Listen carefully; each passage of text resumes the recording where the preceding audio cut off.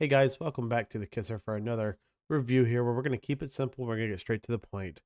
Today, we are going to be going over the FIFINE H9 gaming headset. Now, this is a entry level stereo slash 7.1 surround sound gaming headset that you can use. And I call it entry level because of one, the price point, and two, the quality that you're getting. Which actually, the quality that you get is really good for the budget that it's in.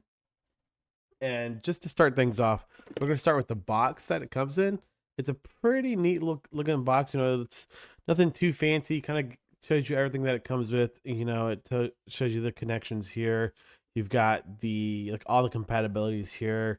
A little diagram on the side to kind of show off all of its awesome features here, and then some more specifications that are going to be on the back there, and then again a breakdown of the controller that comes with it, and we'll go over that in the video as well. Now, I'll go ahead and put this to the side. Now, I've been using this for a couple weeks myself. I purchased it because I was running a much more expensive headset, and the audio was actually going out inside of it, so I needed to get something, and I was kind of tight on a budget, and I knew FiFine makes pretty good products. So I grabbed this after watching some other reviews of their products, and honestly, I'm not super disappointed with my purchase. It For the H9 versus the H3, really the H9 has been good. You don't get the RGBs that come with the H3, but the black is sleek, you know, and it's kind of sexy for a headset, honestly, because you know black goes with everything too. Um, some of the things that really stick out to me though that I look for in a headset personally is going to be the earphones. I like it to go over my ears and not to sit on top of them, which these do fairly well with. I could, my ears fit directly inside, which helps me not miss any sound and to muffle out any outside noise. Uh, but having said that, though, I will say that I do wish they were a little bit bigger. I wish the cushions were a little bit bigger. But I have been able to wear these for a couple hours at a time without any issues or any kind of fatigue on my head. As just personal preference. I have not personally had to use the microphone myself. Actually, that's a lie. Rewind that. Bloop, bloop, bloop. As of recently, I have actually started using the detachable microphone for myself for work because I work from home and I get phone calls. I have not had any complaints on that. It is nice though that it detaches for if you use like an XLR mic like I do typically. You can take this off and it kind of gets it out of your peripherals, but honestly, it's not really in the way either.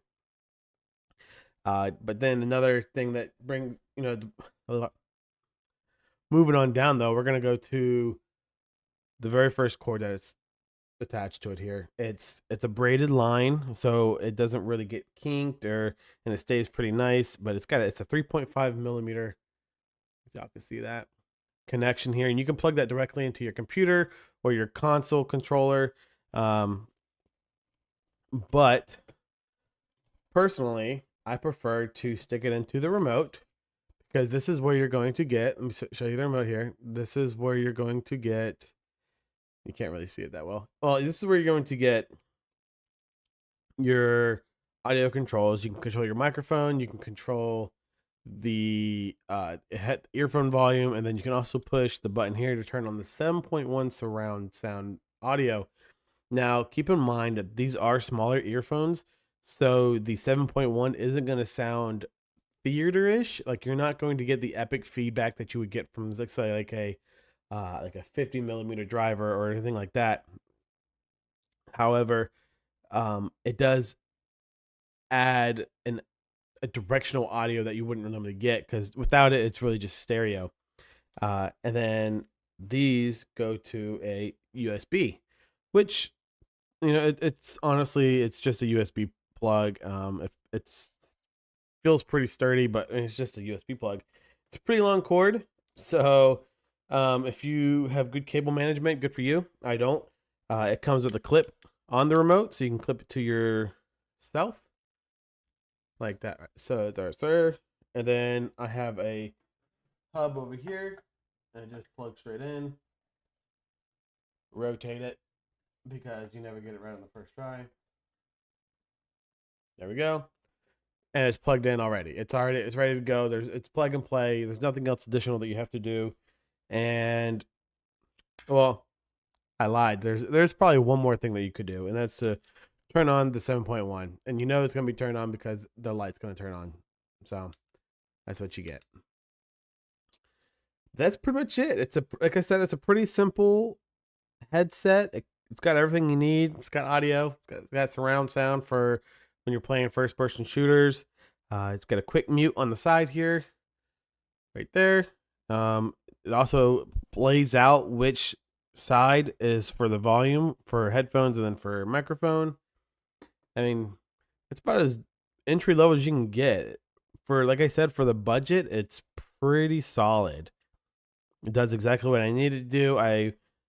Um that's all I got, guys. That's all you really need to know.